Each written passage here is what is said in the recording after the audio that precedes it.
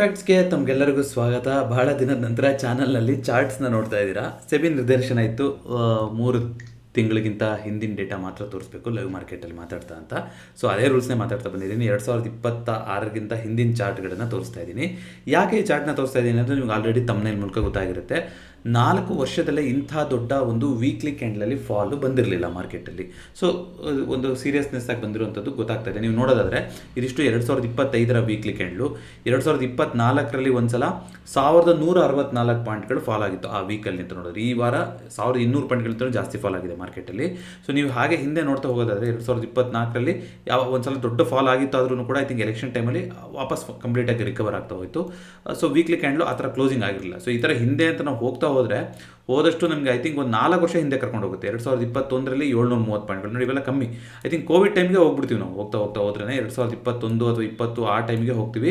ಆಗ ನೋಡಿ ವೀಕ್ಲಿ ಕ್ಯಾಂಡಲಲ್ಲಿ 1034 ಪಾಯಿಂಟ್ಗಿಂತ ಜಾಸ್ತಿ. ಯಾಕೆಂದ್ರೆ ಪಾಯಿಂಟ್ ಲೆಕ್ಕದಲ್ಲಿ ಅಂತ ಹೇಳಕ್ಕೆ ಬರೋದಿಲ್ಲ, ಯಾಕೆಂದರೆ ಪರ್ಸೆಂಟೇಜ್ ಲೆಕ್ಕ ಮಾತಾಡಬೇಕು. ಬಟ್ ಕೋವಿಡ್ ಟೈಮಲ್ಲಿ ಈ ಥರ ಕ್ಯಾಂಡಲ್ಗಳು ಬಂದಿತ್ತಲ್ಲ, ಆ ಥರ ಕ್ಯಾಂಡಲ್ಗಳು ಇವಾಗ ವಾಪಸ್ ಬರ್ತಾ ಇರೋದು 4 ವರ್ಷ ಆದಮೇಲೆ. ಸೊ ದಟ್ ಶೋಸ್ ಎಷ್ಟು ಒಂದು ವೀಕ್ ಆಗಿದೆ ಮಾರ್ಕೆಟ್ ಅನ್ನೋದು ಇಲ್ಲಿ ಗೊತ್ತಾಗ್ತಾ ಇದೆ. ಹಾಗಂತ ಇದೆಲ್ಲ ಅವಾಗ ನೋಡಿ ಒಂದು ಎಪಿಡೆಮಿಕ್ ಅಂತ ಬಂತು, ಪ್ಯಾಂಡಮಿಕ್ ಅಂತ ಬಂತು, ಎಲ್ಲ ಸ್ತಬ್ಧ ಆಗೋಯ್ತು. ಎಲ್ಲಿ ಲಸಿಕೆ ಏನು ಕ್ಲಾರಿಟಿ ಇರಲಿಲ್ಲ, ಆ ಥರ ಹೋಗ್ತಾ ಇತ್ತು. ಬಟ್ ಇವಾಗ ಆಗ್ತಿರೋದೆಲ್ಲ ಮನುಷ್ಯರು ಮಾಡಿರೋಂಥದ್ದು. ಇದು ಯಾವುದೋ ಪ್ರಾಣಿಯಿಂದ ಬಂದಿರೋಂಥಲ್ಲ, ವೈರಸ್ಸಿಂದ ಬಂದಿರೋಂಥದ್ದೆಲ್ಲ ಮನುಷ್ಯರಿಂದ ಮಾಡಿರೋಂಥದ್ದು. ಸೊ ಮನುಷ್ಯರು ಸರಿ ಮಾಡೋಕ್ಕಾಯ್ತು ಅಂದರೆ ಮಾರ್ಕೆಟನ್ನು ಅಕ್ಸೆಪ್ಟ್ ಮಾಡ್ಕೊತಾ ಹೋಗುತ್ತೆ. ಏನು ಅಂತ ನೋಡ್ತಾ ಹೋಗೋಣ. ನಿಮ್ಗೆ ಆಲ್ರೆಡಿ ಗೊತ್ತಿದೆ, US ಇಂದ ಸುಮಾರು ಪ್ರಯತ್ನಗಳನ್ನು ಮಾಡ್ತಾ ಇದ್ದಾರೆ. ಟ್ರಂಪ್ ಅವ್ರು ಬಂದು ಮುಗೀತು, ನಾವು ಗೆದ್ದಿದ್ದೀವಿ, ನಾವು ಜಾಸ್ತಿ ಟಾರ್ಗೆಟ್ನ ಬೇಗ ರೀಚ್ ಆಗಿದ್ದೀವಿ, ನಾವು ಇನ್ಶೂರೆನ್ಸ್ ಕೊಡಿಸ್ತೀವಿ, ನಾವು ಎಸ್ಕಾರ್ಟ್ ಮಾಡಿಸ್ತೀವಿ, ಈ ಥರ ಎಲ್ಲ ಹೇಳ್ತಾ ಇದ್ರು ಕೂಡ ಯಾವುದಕ್ಕೂ ಕೂಡ ಮಾರ್ಕೆಟು ಏನು ಬಗ್ಗೋ ಥರ ಕಾಣಿಸ್ತಿಲ್ಲ. ಯಾಕೆ ಆ ಥರ ಆಗ್ತಾ ಇದೆ ಅಂದರೆ ಬಿಕಾಸ್ ಆಫ್ ಆಯಿಲ್. ಎಲ್ಲಿ ತನಕ ಆಯಿಲ್ ಪ್ರೈಸು $90 $88ಗಿಂತ ಕಮ್ಮಿ ಆಗಲ್ವೋ ಅಲ್ಲಿ ತನಕ ಮಾರ್ಕೆಟಲ್ಲಿ ಪಾಸಿಟಿವಿಟಿ ಬರೋಕ್ಕೆ ಸಾಧ್ಯ ಇಲ್ಲ.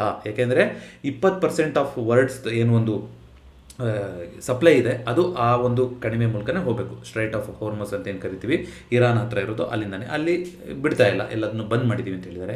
ಯಾಕಂದರೆ ಇರಾನ್ ಹತ್ರ ಇರುವಂಥ ಸ್ಟ್ರಾಟಜಿಕ್, ಈಗ ಇಸ್ರೇಲು ಅಮೆರಿಕ 2 ಯುದ್ಧ ಮಾಡ್ತಾಯಿದ್ರು, ಅವರು ಅದನ್ನ ತಡೆಗಟ್ಟಿ ನಿಲ್ಲಿಸಬೇಕು ಅಂದರೆ ಅವ್ರ ಹತ್ರ ಇರೋ ಏಕೈಕ ಅಸ್ತ್ರ ಅಂದರೆ ಅದು ಆಯಿಲ್. ಸೊ ಎಲ್ಲಿ ತನಕ ಆಗುತ್ತೋ ಅಲ್ಲಿ ತನಕ ಆಯಿಲ್ನ ಅವರು ಇನ್ಫ್ಲೇಟ್ ಮಾಡಿಡೋಕ್ಕೆ ಪ್ರಯತ್ನ ಪಡ್ತಾರೆ, ಆಯಿಲ್ ರೇಟ್ನ ಕಮ್ಮಿ ಮಾಡೋಕ್ಕೆ ಬಿಡೋದಿಲ್ಲ. ಎಲ್ಲಿ ತನಕ ಆಯಿಲ್ ರೇಟ್ ಕಮ್ಮಿ ಆಗೋದಿಲ್ವೋ ಅಲ್ಲಿ ತನಕ ಮಾರ್ಕೆಟಲ್ಲಿ ರಿಕವರಿ ಬರೋಕ್ಕೆ ಸಾಧ್ಯ ಇಲ್ಲ. ಹಾಗಾಗಿ ಆಯಿಲ್ ರೇಟ್ ಕಮ್ಮಿ ಆದರೆ ಮಾತ್ರ ಮಾರ್ಕೆಟಲ್ಲಿ ಒಂದು ರಿಕವರಿ ಅಂತ ಬರೋಕ್ಕೆ ಸಾಧ್ಯ. ನೋಡೋಣ ಅದೆಲ್ಲ ಯಾವ ರೀತಿ ಆಗ್ತಾ ಹೋಗುತ್ತೆ ಅಂತ. ಈಗ ಸದ್ಯಕ್ಕೆ $97 ಅಲ್ಲೇ ನಿಂತಿದೆ. ಅಗೇನ್ ಆಯಿಲ್ ರೇಟ್ ಏನಾದರೂ ವಾಪಸ್ ಕಮ್ಮಿ ಆಯಿತು ಅಂತಂದರೆ ಅವಾಗ ಡಾಲರ್ ಕೂಡ ಇದಕ್ಕೆ ನೋಡಿ, ಅಮೆರಿಕಕ್ಕೆ ಲಾಭ ಇಲ್ವಾ ಅಂತಂದರೆ, ಈಗ ಆಯಿಲ್ ಚೆನ್ನಾಗಿ ಆಗ್ತಾ ಇದೆ ಅಂತಂದರೆ ಅವರು ಅಮೆರಿಕದ ಆಯಿಲ್ ತರಿಸ್ಕೋಬೇಕು ಅಂತಂದರೆ ಅವ್ರಿಗೆ ಇನ್ನೂ ಆರ್ಡರ್ಗಳು ಜಾಸ್ತಿ ಬರ್ತಾ ಹೋಗುತ್ತೆ. ಬಟ್ ಹೇಗೆ ಸಪ್ಲೈ ಮಾಡ್ತಾರೆ ಅನ್ನೋದು ಇವಾಗ ಇರೋದು ಪ್ರಶ್ನೆ. ಈಗ ರಷ್ಯಾದಿಂದ ನಾವು ತರಿಸ್ಕೊತಾ ಇದ್ದೀವಿ, ಸೊ ಇವಾಗ ಸುತ್ತಾಕೊಂಡ್ಬರ್ಬೇಕಾಗುತ್ತೆ, ಈ ಥರ ಎಲ್ಲ ಇದೆ ಅಲ್ವಾ. ಬಟ್ ಅಮೆರಿಕನ್ ಆಯಿಲಿಗೆ ಡಿಮ್ಯಾಂಡ್ ಬಂದೇ ಬರುತ್ತೆ, ಅದಲ್ಲ. ಬಟ್ ಅವರಿಗೆ ಪ್ರತಿಷ್ಠೆ ಈಗ ಇರಾನಲ್ಲಿ ಅವ್ರೇನು ಈಗ ಅವ್ರದ್ದು ನೋಡಿ ಆಲ್ರೆಡಿ ಇವಾಗ ಹೊಸಬ ಮಗ ಏನು ಅಧಿಕಾರಕ್ಕೆ ಬಂದಿದ್ದಾರೆ, ಅವರು ಕೂಡ ಹುಷಾರಿಲ್ಲ, ಅವರಿಗೆ ಗಾಯ ಆಗಿದೆ, ವೂಂಡೆಡ್ ಅಂತೆಲ್ಲ ಹೇಳ್ಬಿಟ್ಟು ಎಲ್ಲೂ ಬರಲಿಲ್ಲ, ಪ್ರೆಸ್ ಕಾನ್ಫರೆನ್ಸಲ್ಲೂ ಸ್ಟೇಜ್ ಎನ್ವೈರ್ಮೆಂಟ್ ಮಾಡಿದ್ರು. ಜೊತೆಗೆ ಅಮೆರಿಕ ಏನು ಹೇಳ್ತಾ ಇದೆ, ಅಮೆರಿಕ ಇಸ್ರೇಲು ಅವ್ರನ್ನೂ ಬಿಡಲ್ಲ, ನಾವು ಅವ್ರನ್ನೂ ಕೂಡ ಇವಾಗ ಏನು ಕಮನೆ ಅವ್ರ ವಿರುದ್ಧ ತೆರೆಸ್ಕೊಂಡಿದ್ವಿ ಅದೇ ಥರ ಇವ್ರನ್ನೂ ಕೂಡ ನಾವು ತೆಗಿತೀವಿ ಅಂತ ಹೇಳ್ತಾ ಇದ್ದಾರೆ, ಅಂದರೆ ಹತ್ಯೆ ಮಾಡ್ತೀವಿ ಅಂತ ಹೇಳ್ತಾ ಇದ್ದಾರೆ. ಬಟ್ ಅದಕ್ಕೆ ಏನಾಗುತ್ತೆ ಏನೋ ಗೊತ್ತಿಲ್ಲ, ಅವರೆಲ್ಲೂ ಕಾಣಿಸ್ಕೊಂಡಿಲ್ಲ. ಜೊತೆಗೆ ಅನ್ಲೆಸ್ ಈಗ ಆ ಥರ ಏನಾದ್ರು ಮಾಡೋಕ್ಕೆ ಸಾಧ್ಯ ಆಯಿತು ಅಂದರೆ ಅಮೆರಿಕ ಇಸ್ರೇಲಿಗೆ ಸೇರಿಕೊಂಡು ಒಟ್ಟಿನಲ್ಲಿ ಆ ಲೀಡರ್ಶಿಪ್ನ ಕಮನೆ ಗ್ರೂಪಿಂದ ತೆಗೆದು ಬೇರೆ ಲೀಡರ್ಸ್ನ ಇವರಿಗೆ ಹೇಳ್ದಂಗೆ ಮಾಡೋ ಥರ ಲೀಡರ್ಸ್ನ ತರೋ ತನಕ ಇವರು ಏನೇ ನಾವು ವಿನ್ ಆಗಿದ್ದೀವಿ ಹಂಗಾಗಿದ್ದೀವಿ ಅಂತ ಹೇಳಿದ್ರು ಕೂಡ ಇವರು ವಿನ್ ಆಗೋಕ್ಕಾಗಲ್ಲ. ಬಟ್ ಅದಾಗಕ್ಕೆ ಇರಾನಲ್ಲಿ ಒಳಗಡೆಯಿಂದ ಏನಾದ್ರು ದಂಗೆ ಕ್ರಿಯೇಟ್ ಆಗಿ ಅದರಿಂದ ಏನಾಗುತ್ತೆ, ಒಟ್ಟಿನಲ್ಲಿ ನೋಡಿ ಯಾರೋ ಒಂದು ಸೈಡ್ ವಿನ್ ಆಗಬೇಕು, ಇಲ್ಲಿಗೆ ನಿಲ್ಲಿಸ್ತೀವಿ ಅಂತ ನಿಲ್ಲಿಸಬೇಕು. 2 ಆಗೋ ತನಕ ಇದು ಆಯಿಲ್ ರೇಟ್ಗಳು ಇದೇ ರೀತಿ ಇರುತ್ತೆ. 2 ಆಗುತ್ತೆ ಆಯಿತು ಅಂತ ನಿಲ್ಸೋಕ್ಕೆ ಯಾವಾಗ ಸಾಧ್ಯ ಇದೆ, ಅವ್ರು ಹೇಳಿದ ಕಂಡೀಷನಿಗೆ ಒಪ್ಕೋಬೇಕು. ಇರಾನ್ ಏನು ಹೇಳ್ತಾ ಇದೆ, ನಮ್ಮ ಪಾಡಿಗೆ ನಮ್ಮ ತಂಟೆಗೆ ಬಿಡಬೇಕು, ಮುಂದೆ ನಮಗೆ ಇದಕ್ಕೆ ಬರಬಾರ್ದು. ಜೊತೆಗೆ ಇವಾಗ ಏನೇನು ಆಗ್ತಾ ಇದೆಯೋ ಅದಕ್ಕೆಲ್ಲ ಡ್ಯಾಮೇಜ್ಗೂ ನೀವು ವಾಪಸ್ಸು ಕಟ್ಕೊಡ್ಬೇಕು ಅಂತ ಹೇಳಿದ್ದಾರೆ. ಅದೆಲ್ಲ ಮಾಡ್ತಾರೆ ಇವರು ಡ್ಯಾಮೇಜ್ ಮಾಡಿದಿಲ್ದಲ್ಲೇ ಅದಕ್ಕೆ ಬೆಲೆನೂ ಕಟ್ಕೊಡ್ಬೇಕು ಅಂತ ಕೇಳ್ತಾ ಇದ್ದಾರೆ. ಅದೆಲ್ಲ ಮಾಡೋವಂಥ ಮಾತುಕತೆಗಳು ಆಗೋ ಥರ ಕಾಣಿಸ್ತಾ ಇಲ್ಲ. ಸೊ ಇವರೇ ಓಕೆ ರಿಸೋರ್ಸ್ ಎಲ್ಲ ಮಾಡಾಯಿತು, ನಮ್ಮ ಪ್ರಯತ್ನ ಎಲ್ಲ ಮಾಡಾಯಿತು, ಇದು ಹಿಂಗೆ ಇದ್ದರೆ ನಮಗೆ ಕಷ್ಟ ಆಗ್ತಾ ಹೋಗುತ್ತೆ ಇನ್ನೂ ಅಂತ ಹೇಳ್ಬಿಟ್ಟು ಇವರೇ ವಾಪಸ್ ಹೋಗ್ಬೇಕಷ್ಟೇ. ಆ ಥರ ಮಾಡೋ ಸಾಧ್ಯತೆಯೂ ಕೂಡ ಕಮ್ಮಿ ಕಾಣಿಸ್ತಾ ಇದೆ. ಹಾಗಾಗಿ ಇದಕ್ಕೆ ಒಂದು ತಾರ್ಕಿಕ ಅಂತ್ಯ ಅನ್ನೋದು ಸದ್ಯಕ್ಕಂತೂ ಕಾಣಿಸ್ತಾ ಇಲ್ಲ. ಅಲ್ಲಿ ತನಕ ಆಯಿಲ್ ಪ್ರೈಸ್ ಮೇಲೆ ಇರುತ್ತೆ, ಈ ಬದಲಾಟಗಳು ನಡೀತಾನೆ ಇರುತ್ತೆ, ಮಾರ್ಕೆಟು ಕೂಡ ಸಫರ್ ಆಗ್ತಾನೆ ಇರಬೇಕಾಗುತ್ತೆ. ಬಟ್ ಚೇಂಜ್ ಆಯಿತು ಅಂದರೆ ಕ್ಷಣ ಮಾತ್ರದಲ್ಲಿ ಚೇಂಜ್ ಆಗ್ಬೋದು. ಯಾರ ಕಡೆ ಪಾಸಿಟಿವ್ ಆಗೋದಾದ್ರೂ ಓಕೆ. ಒಟ್ಟಿನಲ್ಲಿ ಯಾರೋ ಒಂದು ಸೈಡ್ ವಿನ್ ಆಗೋದು ಅಂತ ಕನ್ಫರ್ಮೇಷನ್ ಆಯಿತು ಅಂದರೆ ಆವಾಗ ಏನಾಗ್ತಾ ಹೋಗುತ್ತೆ, ಮಾರ್ಕೆಟಲ್ಲಿ ರಿಕವರಿ ಬರ್ತಾ ಹೋಗುತ್ತೆ, ಆವಾಗ ಎಲ್ಲ ಸರಿ ಹೋಗ್ತಾ ಹೋಗುತ್ತೆ. ಬಟ್ ಅಲ್ಲಿ ತನಕ ಇದೇ ರೀತಿ ಸಿಚುವೇಶನ್ ನಡೀತಾ ಇರುತ್ತೆ. ಇವತ್ತು ಓವರ್ ಆಲ್ ಹೀಟ್ ಮ್ಯಾಪ್ ಅಂತ ನಾವು ನೋಡ್ತಾ ಬರೋದಾದರೆ ಎಲ್ಲ ಸ್ಟಾಕ್ಗಳು ಎಗೇನ್ ಬ್ಯಾಕ್ ಟು ರೆಡ್ಡೇ ಬಂದಿದೆ. ಇವತ್ತಿನ ಟಾಪ್ ಲೂಸರ್ ಅಂದರೆ ಟಾಟಾ ಸ್ಟೀಲ್ ಅಂತ ಕಾಣಿಸುತ್ತೆ. ಐ ಥಿಂಕ್ ಟಾಟಾ ಗ್ರೂಪ್ ಬಗ್ಗೆ ಒಬ್ಬರು ಕಮೆಂಟ್ ಮಾಡಿಲ್ಲ. ಎಲ್.ಎನ್.ಟಿನಲ್ಲಿ 7.54% ಕರೆಕ್ಷನ್ ಬಂದಿದೆ. ಇವತ್ತು ಏನಾಗಿದೆ ಎಲ್.ಎನ್.ಟಿನಲ್ಲಿ ನೋಡಬೇಕು.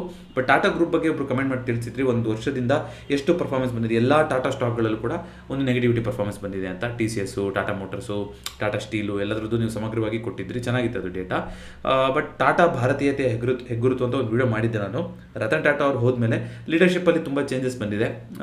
ಸೊ ಎಲ್ಲದನ್ನು ಕೂಡ ಫ್ಯಾಕ್ಟ್ರನ್ ಆಗ್ತಾ ಇದೆಯಾ, ಲಾಂಗ್ ರನ್ನಲ್ಲಿ ಟಾಟಾ ಚೆನ್ನಾಗಾಗುತ್ತೆ ಅನ್ನೋದು ನೀವೇ ಹೇಳಬೇಕು ಯೂಸ್ ಮಾಡೋರು. ಯಾಕೆಂದರೆ ಎಲ್ಲಿ ತನಕ ಜನ ಅದರ ಪ್ರಾಡಕ್ಟ್ಗಳನ್ನು ಯೂಸ್ ಮಾಡ್ತಾ ಇರ್ತಾರೋ ಅಲ್ಲಿ ತನಕ ಕಂಪನಿಗೆ ಯಾವುದೇ ರೀತಿ ಅಂತ ತೊಂದರೆ ಇರೋದಿಲ್ಲ. ಸೊ ಲಾಂಗ್ ರನ್ನಲ್ಲಿ ಯಾವ ಸ್ಟಾಕಲ್ಲಿ ಇನ್ವೆಸ್ಟ್ ಮಾಡಬೇಕು ಅಂತ ಬಂದಾಗ ಈ ಪರ್ಟಿಕ್ಯುಲರ್ ಕಂಪನಿ, ಈ ಸ್ಟಾಕು ಇನ್ನು 10 ವರ್ಷ ಆದ್ರೂ ಹೀಗೆ ಇರುತ್ತಾ ಬಿಸ್ನೆಸ್ ಮಾಡಿಕೊಂಡು ಅಂತ ನಿಮಗೆ ಎಲ್ಲಿ ಅನಿಸುತ್ತೋ ಅಲ್ಲಿ ಇನ್ವೆಸ್ಟ್ ಮಾಡೋದು ಒನ್ ಆಫ್ ದ ತಮ್ ರೂಲ್ಸ್. ಇದು ಒಂದೇ ಮಾನದಂಡ ಅಂತಿಲ್ಲ, ಬಟ್ ಅದು ಒಂದು ಇಂಪಾರ್ಟೆಂಟ್ ಮಾನದಂಡ ಲಾಂಗ್ ಟರ್ಮ್ ಇನ್ವೆಸ್ಟರ್ಸ್ಗಳಿಗೆ. ಯಾಕೆಂದರೆ ನಾವು ಇವಾಗೇನೋ ಇನ್ವೆಸ್ಟ್ ಮಾಡಿ ನಾನು 4-5 ವರ್ಷದಲ್ಲಿ ಆ ಕಂಪನಿನೇ ಇರೋದಿಲ್ಲ, ಅದಕ್ಕೆ ಆ ವ್ಯಾಲ್ಯೂನೇ ಇರೋದಿಲ್ಲ ಅಂದರೆ ಏನು ಬಂತು ಪ್ರಯೋಜನ ಅಲ್ವಾ? ಹಾಗಾಗಿ ಲಾಂಗ್ ಟರ್ಮ್ ಇನ್ವೆಸ್ಟರ್ಸ್ ಯಾವಾಗಲೂ ಲಾಂಗ್ ರನ್ನಲ್ಲಿ ಚೆನ್ನಾಗಿ ಬಿಸ್ನೆಸ್ ಮಾಡ್ಕೊಂಡು ಬಂದಿರಬೇಕು. ಇನ್ನು ಮುಂದಕ್ಕೂ ಅವ್ರು ಬಿಸ್ನೆಸ್ ಮಾಡೋಕ್ಕೆ ರಿಲೆವೆಂಟ್ ಆಗಿರಬೇಕು. ಅಂತಹ ಕಂಪನಿಗಳಲ್ಲಿ ಇನ್ವೆಸ್ಟ್ ಮಾಡೋಂಥದ್ದು very very important.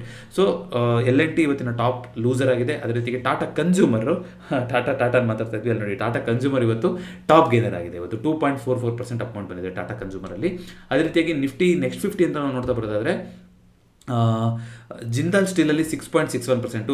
Steel demand, steel ಇದೊಂದು ನೆನಪಾಯಿತು. ಇವಾಗ ಯಾವ್ಯಾವ ಸೆಕ್ಟರಿಗೆ ಡಿಮ್ಯಾಂಡ್ ಕೊರತೆ ಆಗುತ್ತೆ ಅನ್ನೋದಕ್ಕೆ ಈಗ ಡೈಮಂಡನ್ನು ಕೂಡ ಇರಾನು, ಇಸ್ರೇಲ್ ಈ ಸೈಡಿಂದ ನಾವು 80% ಡೈಮಂಡ್ ಇಂಪೋರ್ಟ್ ಮಾಡ್ಕೊಂಡು ಅಲ್ಲಿಂದ ಮಾಡ್ಕೊತಿದ್ವಂತೆ. ಇಲ್ಲಿ ಪಾಲಿಶ್ ಮಾಡಿ ಅದಕ್ಕೆ ಏನೇನು ಬೇಕೋ ಎಲ್ಲ ಮಾಡಿ ಜ್ಯುವೆಲರ್ದು 20% ವಾಪಸ್ ಎಕ್ಸ್ಪೋರ್ಟ್ ಆಗ್ತಿತ್ತಂತೆ. ಇವಾಗ ಇಂಪೋರ್ಟು ಕಮ್ಮಿ ಆಗುತ್ತೆ, ಎಕ್ಸ್ಪೋರ್ಟು ಕಡಿಮೆ ಆಗುತ್ತೆ, ಡೈಮಂಡ್ ಬಿಸ್ನೆಸ್ಗೆ ಕಂಪ್ಲೀಟ್ ಹೊಡ್ತಾ ಅಂತ ಹೇಳ್ತಾ ಇದ್ದಾರೆ. ನೋಡೋಣ ಅದೆಲ್ಲ ಯಾವ ರೀತಿಯಾಗಿ ಚೇಂಜಸ್ ಆಗ್ತಾ ಹೋಗುತ್ತೆ ಅಂತ. ಒಟ್ಟಿನಲ್ಲಿ ಇವತ್ತು ಸುಮಾರು ಸ್ಟಾಕ್ಗಳಲ್ಲಿ ನೆಗೆಟಿವಿಟೀಸ್ ಬಂದಿದೆ. 5%ಗಿಂತ ಜಾಸ್ತಿ ಬಿದ್ದಿರೋ ಸ್ಟಾಕ್ಗಳೇ ಸುಮಾರು ಕಾಣಿಸ್ತಾ ಇದೆ. ಉದಾಹರಣೆಗೆ ಮದರ್ಸನ್ನಲ್ಲಿ 5.28% ಕರೆಕ್ಷನ್ ಬಂದಿದೆ. ಅದೇ ರೀತಿಯಾಗಿ ಹಿಂದೂಸ್ತಾನ್ ಜಿಂಕಲ್ಲಿ 5.33% ಕರೆಕ್ಷನ್ ಬಂದಿದೆ. ಜಿಂದಾಲ್ ಸ್ಟೀಲಲ್ಲಿ 6.67% ಕರೆಕ್ಷನ್ ಬಂದಿದೆ. ಬಹುಶಃ ಅದೇ ಇವತ್ತಿನ ಟಾಪ್ ಲೂಸರ್ ಆಗಿದೆ. ಇವತ್ತಿನ ಟಾಪ್ ಗೇನರ್ ಅಂದರೆ ಹ್ಯುಂಡೈ ಅಂತ ಕಾಣಿಸುತ್ತೆ, 1.17%. ಅದೇಂಗೆ ಅಂತ ಗೊತ್ತಿಲ್ಲ, ಆಟೋ ಸ್ಟಾಕ್ಗಳೆಲ್ಲ ಸ್ವಲ್ಪ ಸಫರ್ ಆಗ್ತಾ ಇತ್ತು. ಬಟ್ ಹ್ಯುಂಡೈ ಇವತ್ತು ಚೆನ್ನಾಗಿ ಪರ್ಫಾರ್ಮೆನ್ಸ್ನ ಕೊಟ್ಟು 1.17% ಮೇಲ್ಗಡೆ ಹೋಗಿದೆ. ಸೊ ಅದು ಇವತ್ತಿನ ಟಾಪ್ ಗೇನರ್ ಆಗಿದೆ. ಒಂದು ಆಟೋ ಸೇಲಿಗೆ ಏನು ಕಾರಣ ಆಗಿರ್ಬೋದು, ಇವ್ರದ್ದು ಯುರೋಪಿಯನ್ ಬಿಸ್ನೆಸ್ಗಳು ಜಾಸ್ತಿ ಆಗಿರ್ಬೋದು. ಬಟ್ ಮಾರುತಿನೂ ಕೂಡ ಜಾಪನೀಸ್ ಕೈಂಡ್ ಆಫ್ ಅಂತಲೇ ಹೇಳ್ಬೋದು. ಬಟ್ ಇವರು ಕೂಡ ಈ ಕಡೆ ಕೊರಿಯಾ ಈ ಕಡೆ ಸೈಡ್ ಬರ್ತಾರೆ. ಬಟ್ ನೋಡೋಣ ಏನಕ್ಕೆ ಏನು ಸ್ಪೆಸಿಫಿಕ್ ಸುದ್ದಿಯಿಂದ ಬಂದಿದೆ ಅಂತ ಗೊತ್ತಿಲ್ಲ.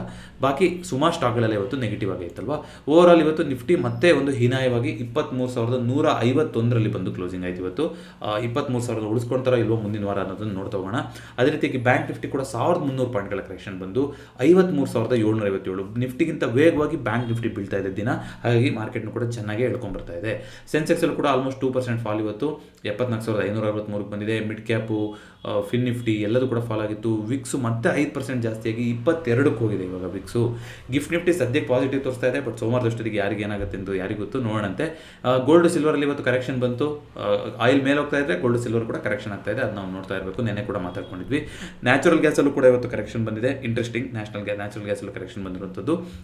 ಅದೇ ರೀತಿಯಾಗಿ USD INR ಇವತ್ತು ಮತ್ತೆ ಒಂದು ಹೊಸ ಲೋನ ಮಾಡಿದೆ. ರೂಪಿ ₹92.50 ಹತ್ತತ್ರಕ್ಕೆ ಹೋಗಿತ್ತು ಅನಿಸುತ್ತೆ.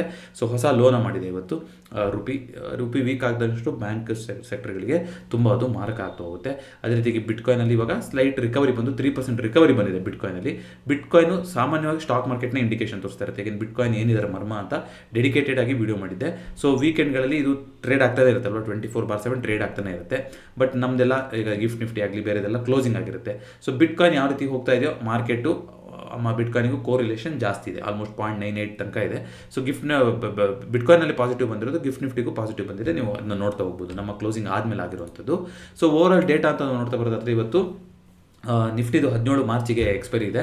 ಸೊ 23,500 ತೋರಿಸ್ತಾ ಇದೆ ಮ್ಯಾಕ್ಸ್ ಪೈನ್. ಅಂದರೆ ಇವಾಗ ಇರೋದಕ್ಕಿಂತ ಒಂದು 350 ಪಾಯಿಂಟ್ಗಳ ಮೇಲ್ಗಡೆ ಹೋಗಿ ಕ್ಲೋಸಿಂಗ್ ಆದರೆ ಜಾಸ್ತಿ ಜನಕ್ಕೆ ಲಾಸ್ ಆಗುತ್ತೆ ಅಂತ ಇದು ಹೇಳ್ತಿದೆ. ಬಟ್ ಇದು ಅಪ್ಡೇಟೆಡ್ ಆಗಿರುತ್ತೆ ಅಂತ ಅನ್ಕೊತೀನಿ. ಇವತ್ತು ನೋಡಿ ಪೊಸಿಷನ್ಗಳು ಮೇಲ್ಗಡೆ ಇರೋದೆಲ್ಲ ಕಟ್ ಆಫ್ ಮಾಡ್ಕೊಂಡಿರೋ ಜಾಸ್ತಿ ಇದೆ. ಎಲ್ಲೆಲ್ಲಿ ಸಪೋರ್ಟ್ ಇದ್ರು 23,500, 23,600 ಅಲ್ಲೆಲ್ಲ ಪೊಸಿಷನ್ಗಳನ್ನು ತೆಕ್ಕೊಂಡಿದ್ದಾರೆ.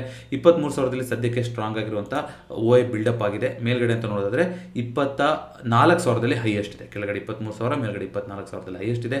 23,000 3,500ರಿಂದ ಮೇಲ್ಗಡೆ ಸ್ಟ್ರೈಕಲ್ಲೂ ಕೂಡ ಸೆಲ್ಲಿಂಗ್ಗಳು ಜಾಸ್ತಿ ಇರೋದು ಕಾಣಿಸ್ತಾ ಇದೆ. ಎಬೋ 40 ಲ್ಯಾಕ್ಸ್ ಇದೆ. ಸೊ ಓವರಾಲ್ ಮಾರ್ಕೆಟು ವೀಕಲ್ಲಿ ಕ್ಲೋಸಿಂಗ್ ಆಗಿದೆ. ನೋಡೋಣ ಅನ್ನೋದು ವೆರಿ ಡೈನಮಿಕ್ ಡೇಟಾ. ನಿನ್ನೆ ನಾವು ನೋಡಿದಾಗ ಮ್ಯಾಕ್ಸ್ ಪೇನೇ ಬೇರೆ ಕಡೆ ಇತ್ತು, ಇವತ್ತು ನೋಡಿ ಬೇರೆ ಕಡೆಗೆ ಇರುತ್ತೆ. ಯಾಕಂದರೆ ಪೊಸಿಷನ್ಗಳನ್ನು ಶಿಫ್ಟ್ ಮಾಡ್ಕೊತಿರ್ತಾರೆ, ಹೇಗೆ ಶಿಫ್ಟ್ ಮಾಡ್ಕೊತಾರೋ ಹಾಗೆ ಮ್ಯಾಕ್ಸ್ ಪೇನ್ಗಳು ಕೂಡ ಚೇಂಜಸ್ ಆಗ್ತಾ ಇರುತ್ತೆ. ಜೊತೆಗೆ ಒಂದು ನಿನ್ನೆ ಡೇಟಾ ಬಂದಿತ್ತು, CPI ಇನ್ಫ್ಲೇಷನ್ ಡೇಟಾ ಇಂಡಿಯಾದ್ದು. ನೋಡಿ, ಸಾಮಾನ್ಯವಾಗಿ 12ರಿಂದ 14ನೇ ತಾರೀಕು CPI WPI ಇನ್ಫ್ಲೇಷನ್ ಬಗ್ಗೆ ಶಾರ್ಟ್ ಸೀರೀಸಲ್ಲಿ ವಿಡಿಯೋ ಮಾಡಿದ್ದೆ. ಸಾಧ್ಯವಾದರೆ ಈ ವಿಡಿಯೋದ ಐ ಬಟನಲ್ಲಿ ಕೊಟ್ಟಿರ್ತೀನಿ, ನೀವು ಚೆಕ್ಔಟ್ ಮಾಡ್ಬೋದು.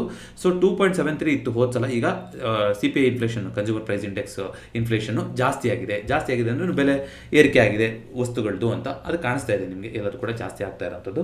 ಸೊ 3.21% ಹೋಗಿದೆ. ಇದು ಮಾರ್ಕೆಟ್ಗೆ ನೆಗೆಟಿವ್ ಸೆಂಟಿಮೆಂಟೇ. ಅದನ್ನು ಬಿಟ್ಟು ಅಂತ ನಾವು ನೋಡ್ತಾ ಬರೋದಾದರೆ FIDA ಡೇಟಾ ಇವತ್ತು ಬಂದಿದೆಯಾ? 13 ಬಂದಿದೆ. ಕ್ಲೈಂಟ್ ಎಲ್ಲ ಫುಲ್ ಸ್ಟ್ರಾಂಗ್ ಬುಲ್ಲಿಶ್ ಆಗಿದ್ದಾರೆ ಕ್ಲೈಂಟು. ನೆಕ್ಸ್ಟ್ ವೀಕಿಗೆ ನೋಡೋಣ ಏನಾಗ್ತಾ ಹೋಗುತ್ತೆ ಅಂತ. ಅದೇ ರೀತಿಯಾಗಿ ಇವತ್ತಿನ ಡೈಲಿ ಕ್ಯಾಂಡಲ್ ಅಂತ ನೋಡಿದ್ರೆ ಇವತ್ತು 10,000 ಕೋಟಿ ಮಾರಿದ್ದಾರೆ FIಗಳು ಇವತ್ತು, ಬರೀ ಒಂದೇ ದಿನ 10,000 crores. ಅದೇ ರೀತಿಯಾಗಿ DAಗಳು ಏನು ಕಮ್ಮಿ ಇಲ್ಲ, ಅವರು 9,977 ಆಲ್ಮೋಸ್ಟ್ 10,000 crore ಅವರು ಕೂಡ ಬೈ ಮಾಡಿದ್ದಾರೆ. ಎರಡು ಕಡೆ ಒಂದು ಭರ್ಜರಿ ಪೈಪೋಟಿ. ಇಷ್ಟು ದಿನ ಈ ವಾರದಲ್ಲಿ ಐ ಥಿಂಕ್ ಇಷ್ಟು ಹೈಯೆಸ್ಟ್ DAಗಳು ಅವತ್ತು 12,000 ಕೋಟಿ ಬೈ ಮಾಡಿದರು. ಬಟ್ ನೆಟ್ ಫಿಗರ್ ಇವರು 8,000 ಅಂದರೆ ಆ ಥರ ಇತ್ತು. ಇವತ್ತು ಇಬ್ಬರು 10,000 ಆಲ್ಮೋಸ್ಟ್ 20,000 ಇಷ್ಟು ದೊಡ್ಡ ಡೇ ಬಂದೇ ಇರಲಿಲ್ಲ. ಸೊ ಫ್ರೈಡೇ ನೀವು ಪ್ಯಾಟರ್ನ್ ನೋಡ್ಕೊಂಡು ಬನ್ನಿ. ಮಾರ್ಕೆಟ್ ವೀಕ್ ಇದ್ದಾಗ ಫ್ರೈಡೇ ಸಾಮಾನ್ಯವಾಗಿ ಎಲ್ಲ ಸೆಲ್ ಮಾಡಿಬಿಟ್ಟು ಹೋಗ್ತಾರೆ, ಯಾರು ಕ್ಯಾರಿ ಮಾಡೋಕ್ಕೆ ಇಷ್ಟಪಡ್ತಾ ಇಲ್ಲ. ಆ ಥರನೇ ಒಂದು ಟ್ರೆಂಡ್ ಕಾಣಿಸ್ತಾ ಇದೆ ಸಾಮಾನ್ಯವಾಗಿ ನೋಡ್ತಾ ಬರೋದಾದರೆ. ಸೊ ಇದಿಷ್ಟು ಇವತ್ತಿನ ಫಿನ್ ಫ್ಯಾಕ್ಟ್ಸ್ ಆಗಿತ್ತು. ಈ ವಿಡಿಯೋ ಇಷ್ಟ ಆಗಿತ್ತು ಅಂದರೆ ದಯವಿಟ್ಟು ವಿಡಿಯೋನ ಲೈಕ್ ಮಾಡಿ ಹಾಗೂ ಚಾನಲ್ಗೆ ಸಬ್ಸ್ಕ್ರೈಬ್ ಮಾಡಿ. ವೀಕೆಂಡ್ನಲ್ಲಿ ಯಾವುದಾದ್ರೂ ಒಂದು ಸ್ಪೆಷಲ್ ವಿಡಿಯೋದೊಂದಿಗೆ ಬರುವಂಥ ಪ್ರಯತ್ನ ಪಡ್ತೀನಿ. ಮತ್ತೊಮ್ಮೆ ಭೇಟಿ ಹೋಗೋಣ. ಎಲ್ಲರಿಗೂ ನಮಸ್ಕಾರ.